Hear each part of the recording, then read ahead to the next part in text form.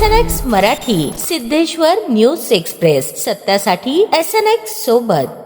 राज्यसभा निवडणुकीच्या पार्श्वभूमीवर आज उमेदवारी अर्ज दाखल केल्यानंतर राष्ट्रवादी काँग्रेसमधील युवा नेते पार्थ पवार यांनी सोशल मीडियावर भावना व्यक्त करत पक्षातील ज्येष्ठ नेते, पदाधिकारी आणि कार्यकर्त्यांचे आभार मानले आहेत।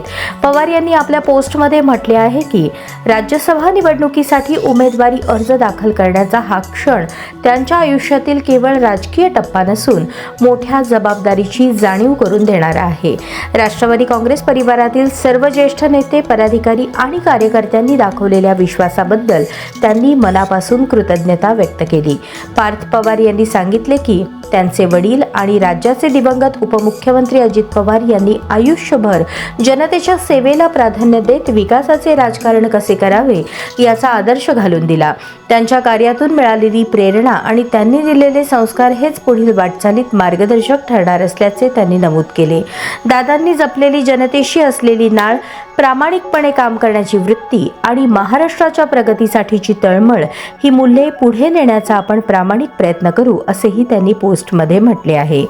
जनतेच्या अपेक्षा, कार्यकर्त्यांचा विश्वास आणि पक्षाची विचारधारा यांना न्याय देत देश आणि महाराष्ट्राशी संबंधित प्रश्न प्रभावीपणे मांडण्यासाठी आपण कटिबद्ध राहू, असा विश्वासही पार्थ पवार यांनी व्यक्त केला।